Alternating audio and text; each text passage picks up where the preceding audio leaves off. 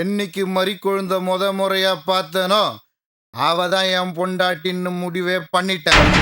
மறுபடி ஒரு முறை என்னை ஏமாத்தணும்னு பார்த்தா இந்த வீட்டுல ஒரு உசுறு தங்காது. கொலையோட அறுத்துருவேன். என் மறிக்கொழுந்து காண்டி பாக்குறா. என்ன மிரட்டுறியா? அவ வாழ்க்கையே இல்லைன்னு போன பிறகு அழுவாடு வந்து வெட்டி சாச்சு கூட சாச்சு.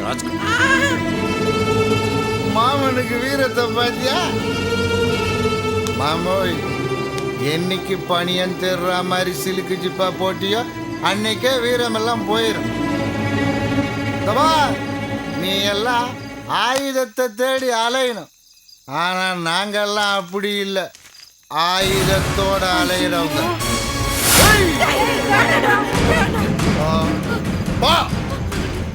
விளையாடி பாப்போமா? ஆட மாமா, உன் கூட எனக்கு என்ன விளையாட்டு? வயசு புள்ள கூட விளையாடிக்கிறேன். மறிக்கொழுந்து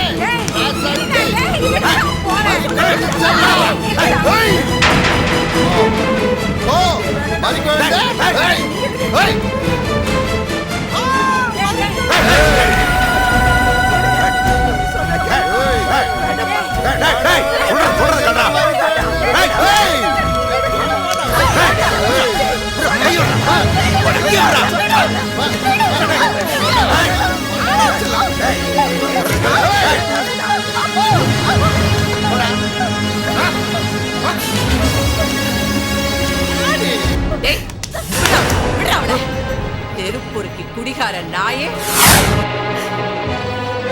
எங்க வந்து யார் வீட்டு பொண்ண கைய பிடிச்சு இழுக்கிற? பொம்பளை பாக்காதரா, ஆரஞ்சு கொன்னுடுவேன். எப்ப என் புருஷன் இவதான் இந்த வீட்டு மருமகன் சொன்னாரோ அந்த நிமிஷத்துல இருந்து இவதாண்டா என் மருமகன். எந்த கொம்ப வந்து நிறுத்தினாலும் மாத்த முடியாது. இவதான் என் மருமகன். என் புள்ள வந்து அவ கழுத்துல தாலி கட்டுவாண்டா. என்ன தைரியம் இருந்தா என் மருமக கைய பிடிச்சு நீ இழுப்ப? அவ ஏன் மருமகடா. இன்னொரு தடவை பொண்ணு கேட்டு என் வீட்டு வாசப்படிய நீ மிதிச்ச, அடுத்த என்ட்ரி புள்ள ஓடி போய் எவ கழுத்துலயோ தாலி கட்டுவானா? இங்க ஆத்தாகாரி இன்னொருத்திக்கு மர்மவ பட்டம் கட்டுவாளாம். கேக்குறவன் கேன பையன்னா பசுமாட்டுக்கு பாசந்தி சொரக்குதுன்னு சொன்னாலும் சொல்ல போல இருக்க. என்னங்கடா நியாயம் இது? டேய், நியாயத்தை பத்தி உனக்கு என்னடா தெரியும்? தாலிங்கிறது ஆணையும் பெண்ணையும் இணைக்கிற கயிறு இல்லடா, தலைமுறைகளை உருவாக்குற பந்தம். என்னைக்கு மறிக்கொழுந்து மாமா நான் உங்களுக்கு மருமகள் ஆகலைனாலும் பரவாயில்ல, மகளா வாழறேன்னு சொன்னாலும் அந்த நிமிஷத்துல இருந்து சாமி ஆசீர்வதிச்சு அவ என் மருமகள் ஆயிட்டாடா. இப்ப சொல்றேன் கேட்டுக்கோ. என்னைக்கு இருந்தாலும் மறிக்கொழுந்து கழுத்துல தாலின்னு ஒண்ணு ஏறினா அது என் புள்ள சிவா கட்டுற தாலியா தாண்டா இருக்கும். சாமியே வரம் கொடுத்துச்சு, கேட்டுங்கப்பா. ஏய், சாமி என்னடா சாமி, இது பத்தினி வாக்கு, நிச்சயமா பலிக்கும். அத்தை, நீங்க எதுவும் பேசாதீங்க. நான் ஒரு முடிவு எடுத்துட்டேன்.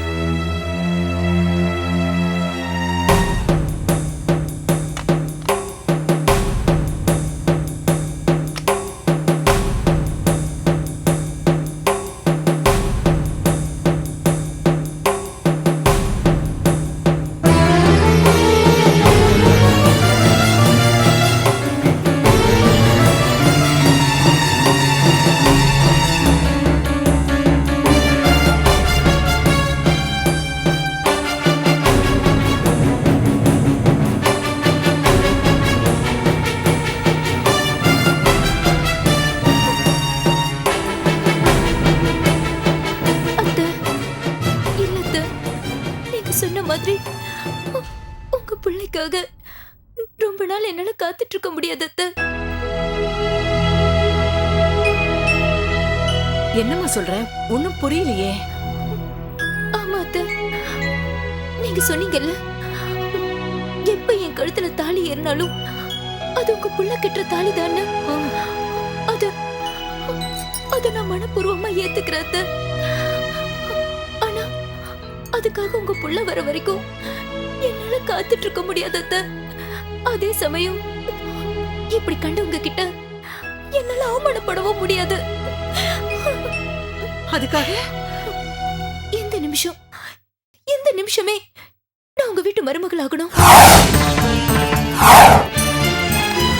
அதுக்காக சாமி கிட்ட வேண்டிக்கிட்டு உண்டியல்ல போடுறதுக்காக வச்சிருந்த தாலி எடுத்துட்டு வந்திருக்கேன்.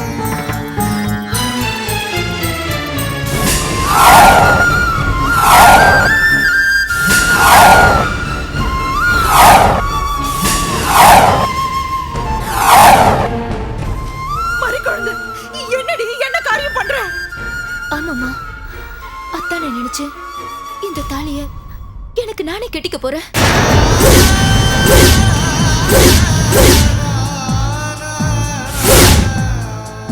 மறிக்குழந்து, நாம என்னதான் ஆசைப்பட்டாலும் சிவா எப்ப வருவான்னு தெரியல. அப்படியே வந்தாலும் அவன் உன்னை ஏத்துக்கணுமேம்மா. அவசரப்பட்டு எந்த முடிவும் எடுக்காதம்மா. இல்லத்த, இத பத்தி எனக்கு கவலை இல்ல. எப்போ சிவா மாமாக்கும் எனக்கும் கல்யாணம் பண்ணணும்னு முடிவு எடுத்தீங்களோ அப்பத்துல இருந்து அவரை தான் என் புருஷனா நினைச்சிட்டு இருக்கேன். இப்போ நீங்களே சாமி சொன்ன மாதிரி என்ன உங்க வீட்டு மருமகன் சொன்னீங்க பாத்தீங்களா? இனிமே என் மனசுல எந்த ஆம்பளைக்கும் இடம் இல்ல. அது மட்டும் இல்லாத, இனிமே இந்த படி ஏறி வந்து எவனும் என்ன பொண்ணு கேட்க கூடாது.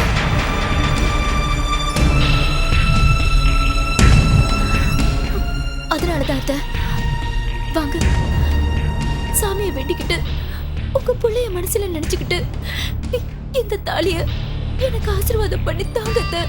வாங்க அத்தை. இல்ல அத்தை, யோசிக்காதீங்க அத்தை. இங்க பாருங்க, நான் உயிரோட இருக்கணும்னு நினைச்சீங்கன்னா ஐயோ மறிக்குழந்து, நான் சொல்றதை நீங்க ஏத்துக்கணும். இந்த தாலியை நீங்க ஆசீர்வாதம் பண்ணி கொடுக்கணும். என்னடி மறிக்குழந்து, உனக்கு என்ன பைத்தியமா பிடிச்சிருக்கு? சிவாக்கு வேறோட பொண்ணோட கல்யாணம் ஆயிடுச்சுடி. இங்க பாருமா, நான் ஒண்ணும் சௌதமணி அத்தை மாதிரி தற்கொலை பண்ணிக்கலையே. மாப்பிள்ள ஓடி போயிட்டாருன்னு மூலையில உட்காந்து அழவும் இல்ல.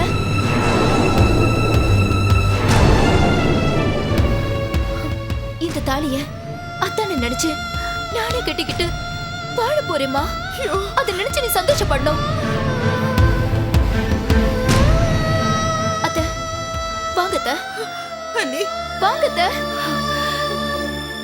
அத்தை வாங்க, வந்து ஆசீர்வாதம் பண்ணி தாங்க. வாங்க அத்தை, வந்து எடுத்து தாங்க. வாங்க அத்தை.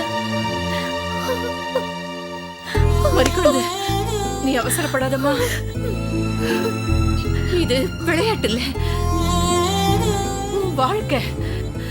உனக்கு நீயே தாலி கட்டிக்கிறத இந்த உறவு ஏத்துக்காதம்மா. நீ கொஞ்சம் பொறுமையாயிரு. என் பிள்ளை சிவா வரட்டும், நானே அவனை உனக்கு கல்யாணம் பண்ணி வைக்கிறேம்மா. நீ அவசரப்படாத. இல்லத்த, இது அவசரப்பட்டு எடுத்த முடிவு இல்ல, நல்லா யோசிச்சு எடுத்த முடிவுதான். நீங்க எப்ப என்ன இதை விட்டு மருமகன் சொன்னீங்களோ அப்பவே நான் உங்களுக்கு மருமகள் ஆயிட்டேன். இனிமே இந்த தாலி என்ன பாதுகாத்துக்கிறதுக்காக இந்த மாதிரி ஆம்பளைகளோட பார்வையில இருந்து என்ன நானே பாதுகாத்துக்கிறதுக்காக எடுங்க, ஆசீர்வாதம் பண்ணுங்க. இல்லம்மா, இந்த கல்யாணத்தை யார் ஏத்துக்கலனாலும் பரவாயில்ல, நீங்க ஏத்துப்பீங்கல்ல? நான் சொல்லுங்க அத்தை, நீங்க ஒத்துப்பீங்க? நான் ஒத்துப்பேம்மா. ஆனா எனக்கு அது போதும் அத்தை, எனக்கு அது போதும். சிவா மாமா ஏத்துக்கலனாலும் பரவாயில்ல அத்தை.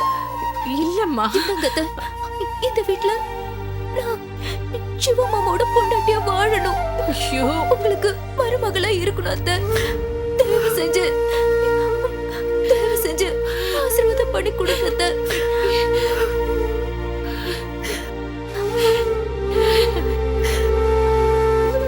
யோசிக்காதீங்க அத்தை, ஆசீர்வாதம் பண்ணி கொடுங்க.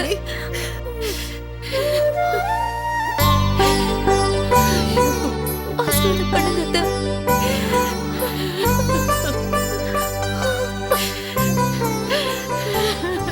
கடவுளே,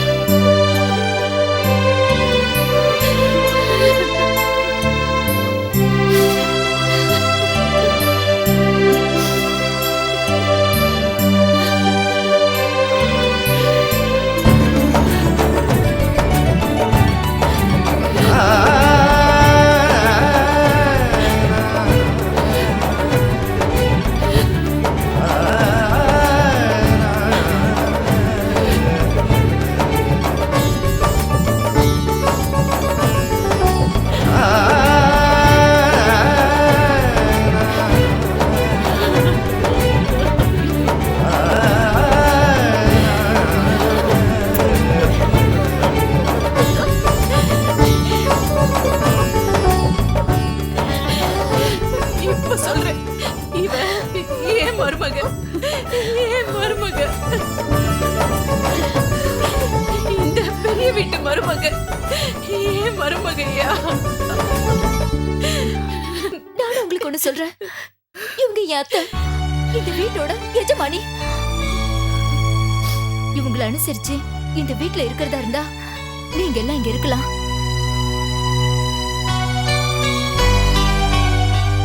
அப்படி இல்லைன்னா இப்பவே போயிடலாம். போயிடலாம்.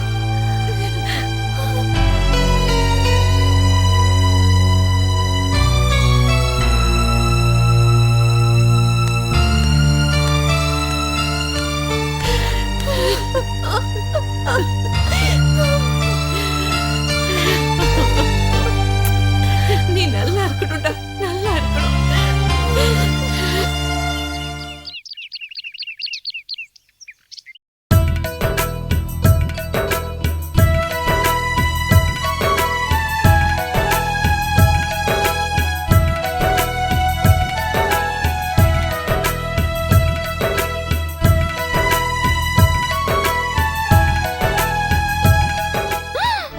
ஐயோ, ஏய், எத்தனை தடவை உன்கிட்ட சொல்லிருக்கேன் இந்த சாம்பிராணி புகையெல்லாம் எடுத்துட்டு என் ரூம்குள்ள வராதான்னு?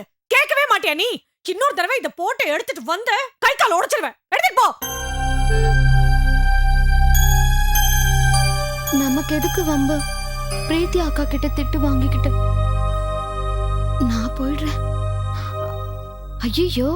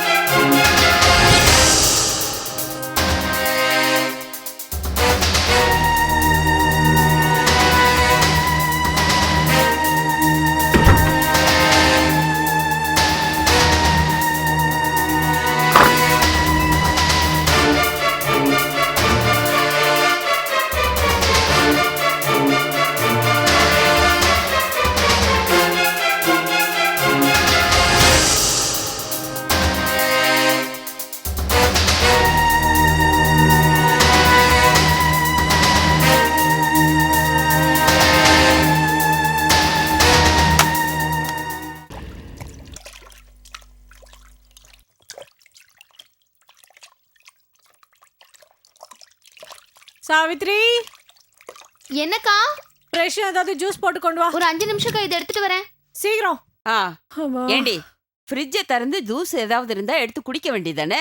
சமையல் கட்டுல சமையல் பண்ணிக்கிட்டு இருக்கிறவள மெனக்கிட்டு கூப்பிடுறியே. ஏன் அந்த மகாராணி ஜூஸ் போட்டு கொண்டு வந்துடக்கூடாதோ? இங்க பாருமா, உன்னை நல்லா புரிஞ்சுக்கோ. அவ இந்த வீட்டு வேலைக்காரி, விருந்தாளி இல்ல.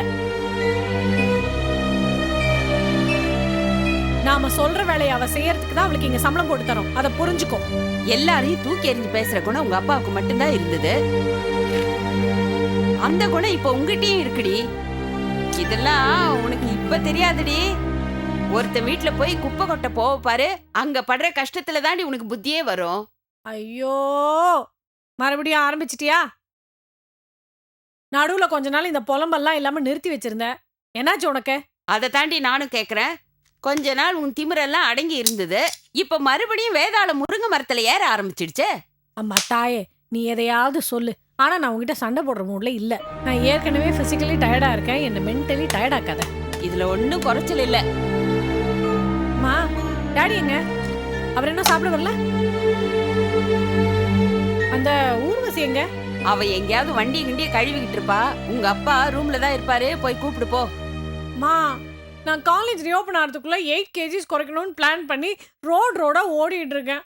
நான் ரொம்ப டயர்டா இருக்கேன். நீ போய் கூப்பிட. அடியே கொஞ்சம் ரெஸ்ட் எடுத்துட்டு போய் கூப்பிடுறி. இங்க பாரு, முதல்ல அவர் உனக்கு புருஷன், அதுக்கப்புறம் தான் எனக்கு அப்பா. அதனால நீயே போய் கூப்பிடு.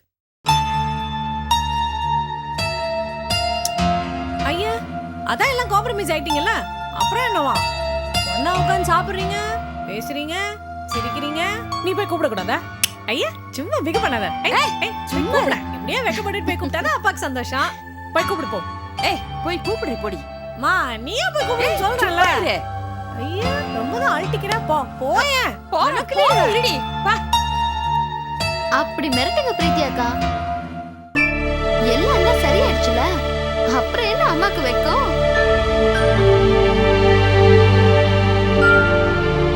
இது எங்க குடும்ப விஷயம்.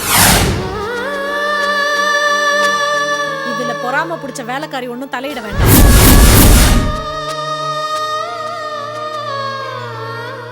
பிரீத்தி என்ன பேச்சு பேசுற? இன்னைக்கு இது ஒரு வீடா, நாம எல்லாம் ஒரு குடும்பமா இருக்கிறதுக்கு யார் காரணம்? சாவித்திரி தானே. அதெல்லாம் மறந்துட்டியா? அவகிட்ட என்னடி உனக்கு திடீர்னு கோவம்? அதெல்லாம் ஒண்ணு இல்லம்மா, பிரீத்தி அக்கா சும்மா இப்படிதான் விளையாடிட்டு இருக்காங்க. நான் பேசாம இருக்கிறதுனால இங்க நடக்கிறது எதுவும் எனக்கு தெரியாதுன்னு நினைச்சுக்கிட்டியா? எல்லாம் எனக்கும் தெரியும். அன்னைக்கு 2 பேரும் என்னடானா அப்படி சிரிச்சு சிரிச்சு பேசிக்கிட்டு இருந்தீங்க, இப்ப 2 பேரும் சண்டை போட்டுக்கிறீங்க. ஒருவேளை என் கண்ணுதான் பட்டுடுச்சோ என்னமோ. மா அதெல்லாம் ஒண்ணு இல்லம்மா, நீங்க கவலைப்படாதீங்க. இப்ப பிரீத்தி அக்கா சொன்ன மாதிரி நீங்க போய் ஐயாவை கூட்டிட்டு வாங்க. நீங்க 3 பேரும் ஒண்ணா உட்கார்ந்து சாப்பிடுறது என்னைக்குமே மாறக்கூடாதுமா. போங்கம்மா போங்கம்மா, போய் கூட்டிட்டு வாங்க. போறேன் தாயி. என்ன வயசான காலத்துல இப்படி அப்படியே அலைய விட்டுட்டு வேடிக்கை பாக்குறீங்க பாருங்க. உங்க 2 பேருக்கும் இதுதான் சந்தோஷம்னா நான் போறேம்மா. போய் கூட்டு வரேன். என்ன பண்றது, 2 பேரும் சேர்ந்துல மிரட்டுறீங்க. அப்படியே உன் புருஷன்கிட்ட ஒரு 1000 ரூபாய் வாங்கிட்டு வா, எனக்கு அவசரமா தேவைப்படுது.